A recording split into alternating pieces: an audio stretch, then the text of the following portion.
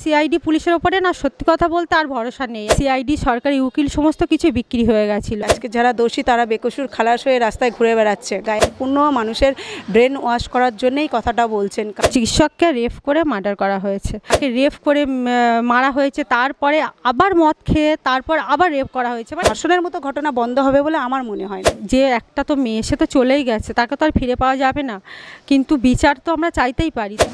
দেখুন, আমি যতটুকু মনে করি এটা একজনের পক্ষে সম্ভব নয়, এটা একজন কখনোই এই ঘটনাটা ঘটাতে পারে না। যেখানে দেখছি রাজ্যের মুখ্যমন্ত্রী মমতা বন্দ্যোপাধ্যায় বলছেন দোষীদের শাস্তি দেওয়া হোক, তার পাশাপাশি তিনি বলছেন ফাঁসিও যদি দেওয়া হয় তো উচিত দেওয়া হোক। এর পাশাপাশি অভিষেক বন্দ্যোপাধ্যায় গতকাল ডায়মন্ড হারবার একটি সভা থেকে সেখান থেকে তিনি বলেছেন যে এনকাউন্টার করা হোক।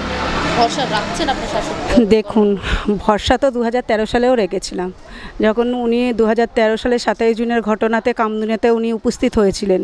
যে সময় উনি বলেছিলেন যে 15 দিনের মাথায় চার্জশিট, 1 মাসের মাথায় সাজা ঘোষণা হবে, সেই জায়গায় দাঁড়িয়ে আমরা দীর্ঘ 11 বছর ধরে আমরা ভরসা রেখেছিলাম। আজকে তার ফল পেয়েছি। আজকে যারা দোষী তারা বেকসুর খালাস হয়ে রাস্তায় ঘুরে বেড়াচ্ছে, গায়ে হাওয়া লাগে।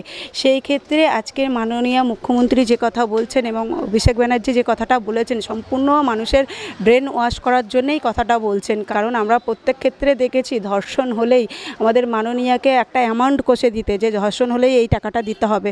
সেই ক্ষেত্রে এই ঘটনা কিন্তু আমাদের রাজ্যে একের পর এক ঘটবে, কারণ যেখানে তারা অ্যামাউন্ট কষে দিচ্ছে সেখানে এই ধর্ষণের মতো ঘটনা বন্ধ হবে বলে আমার মনে হয় না।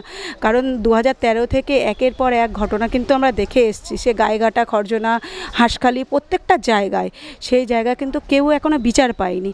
জানি না এই দিদি বিচার পাবে কি না, কারণ একটা চিকিৎসক যে হাজার হাজার মানুষের প্রাণ বাঁচায় সে আজকের আমাদের ছেড়েই চলে গেছে।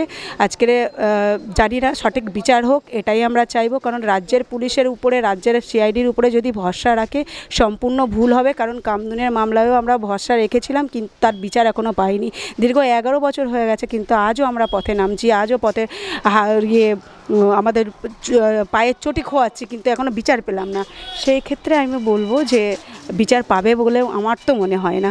আমি চাইবো যে সঠিক বিচার হোক। এবং দেখুন, আমি যতটুকু মনে করি এটা একজনের পক্ষে সম্ভব নয়, এটা একজন কখনোই এই ঘটনাটা ঘটাতে পারে না। কারণ আজকে যদি এর সঙ্গে আরও হাজার হাজার মানুষ না থাকতো তাহলে এই ঘটনাটা কখনোই ঘটতো না। চিকর কাণ্ডে আমরা দেখেছি যে নারী নির্যাতন, যেখানে একজন মহিলা, যে তরুণী চিকিৎসকের ওপর যে নির্যাতন ঘটেছে তার জেরে গোটা রাজ্য উত্তাল। ইতিমধ্যে আমরা দীর্ঘদিন ধরে দেখেছি কামদুনি কাণ্ডে কিন্তু লড়াকু মুখ হিসেবে বারে বারে উঠে এসেছে টুম্পা কয়াল এবং মৌসুমী কয়ালের নাম। আমাদের সঙ্গে এই মুহূর্তে রয়েছে মৌসুমী। প্রথমেই তোমার কাছে যাব, যে নির্যাতিতা আমরা যাকে বলছি কাদম্বিনী, তার বাবা মায়ের সঙ্গে দেখা করতে এসেছিল, কথা হয়েছে? আমরা দেখুন, আজকে কাদম্বিনীর যেহেতু শেষ কাজ সম্পূর্ণ হলো, মায়ের মনের অবস্থা খুবই খারাপ। কাকুর সাথে কথা বললাম। দেখুন, ওনাদের সমবেদনা জানানোর আমাদের কোনো ভাষা নেই। যারা সন্তান হারিয়েছে একমাত্র সেই যন্ত্রণা বাবা মাই বুঝবে যে কতটা কষ্টদায়ক, কতটা বেদনাদায়ক। তবে আমরা ওনাদের পাশে আছি। আমরা চাই যে যেভাবে চিকিৎসককে রেপ করে মার্ডার করা হলো তার বিচার হোক, নিরপেক্ষভাবে তদন্ত হোক। কারণ এখানে পুলিশ বলেছিল যে মেয়েটা সুইসাইড করেছে ফার্স্ট টাইম। তারপরে যখন স্টুডেন্ট পাওয়ার, সাধারণ মানুষের পাওয়ার, সবাই যখন রাস্তায় নামলো, তারপরে বললেন যে না, মেয়েটি চিকিৎসককে রেপ করে মার্ডার করা হয়েছে। তো একজনই রেপ করেছে সেটাই বলা হয়েছে, কিন্তু এখানে গণধর্ষণ হয়েছে। কারণ কারোর পক্ষে সম্ভব নয় একজনকে এইভাবে তার কোমরের হাড় ভেঙে দিয়ে, তার ঘাড়ের হাড় ভেঙে দেওয়া, তাকে বিভিন্নভাবে টর্চার করে তাকে রেপ করে মারা হয়েছে, তারপরে আবার মদ খেয়ে তারপর আবার রেপ করা হয়েছে। মানে এর মতো জঘন্য, নোংরা মনে হয় না আর কোনো ঘটনা ঘটতে পারে। তো এটা তদন্ত হোক, এর পিছনে সুপার, প্রিন্সিপাল যারা আছে তাদেরকেও আমার মনে হয় পুলিশের আওতায় তদন্তে আনা উচিত, জিজ্ঞাসাবাদ করা উচিত যে এর পিছনে কারা আছে না আছে। এখানে নিরপেক্ষভাবে তদন্তের আশা আমরা করছি, কিন্তু মনে হয় না এটা নিরপেক্ষভাবে তদন্ত হবে। নিরপেক্ষভাবে তদন্ত করতে গেলে সিবিআই তদন্তটাই মনে হয় ঠিকঠাক। কারণ আমরা তো দীর্ঘ 11 বছর দেখে আসছি কামদুনির কেসটা। এখানে সিবিআই তদন্ত আমরা দাবি করেছিলাম, আমাদের দেয়া হয়নি। আমরা সিআইডির ওপরে ভরসা করেছিলাম, কিন্তু সেখানে সিআইডি সরকারি উকিল সমস্ত কিছু বিক্রি হয়ে গেছিলো। আমরা কোনো রকমভাবে বিচার পেলাম না হাইকোর্টে। 4 জন বেকসুর খালাস হয়ে গেল, তারা এখনও হাওয়া খেয়ে ময়দানে ঘুরে বেড়াচ্ছে। তো আমরা সেই জায়গায় দাঁড়িয়ে আমাদের সিআইডি পুলিশের ওপরে না সত্যি কথা বলতে আর ভরসা নেই। আমরা ভরসা করেছিলাম বলেই কিন্তু আজ আমাদের এই অবস্থা। তো আর ভরসা নেই। আমরা চাইছি সিবিআই তদন্ত হোক। আমাদের যে ডাক্তার দিদিকে আমরা হারিয়েছি, যিনি জীবনদাতা ছিলেন, হাজার একটা মানুষের জীবন দান করতেন, আজ ওনার যেভাবে নৃশংসভাবে জীবনটা গেল, তো উনি বিচার পাক, ওনার বিচার হোক, এটাই আমরা চাইব।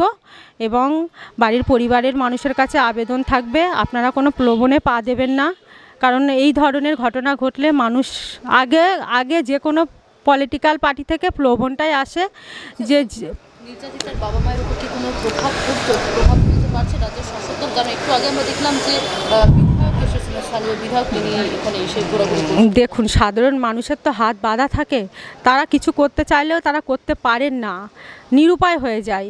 তো সেই জায়গায় দাঁড়িয়ে জানি না ওনাদের মনের কতটা জোর, কতটা শক্তি। আমি মনে করি যে একটা তো মেয়ে, সে তো চলেই গেছে, তাকে তো আর ফিরে পাওয়া যাবে না, কিন্তু বিচার তো আমরা চাইতেই পারি। তার জন্য আমরা নিরপেক্ষ থাকতে পারি, আমরা কোনো রাজনৈতিক দলের কাছে বিক্রি না হয়ে গিয়ে আমরা বিচারের জন্য আমরা দাবি রাখতেই পারি। কারণ ওনাদের পাশে হাজার একটা সাধারণ মানুষ এবং ডক্টর, নার্স সবাই আছে, সবাই কিন্তু ওনাদের মুখের দিকে তাকিয়ে আছে যে ওনারা বিচার চাইছে বলে আমরাও রাস্তায় নামতে পারছি। তো নিরপেক্ষভাবে এটা তদন্ত হোক, মা বাবা শক্ত হয়ে দাঁড়ান তাদের মেয়ের বিচারের জন্য, কোনো প্রলোভনে পা না দিয়ে, এটাই আশা রাখবো।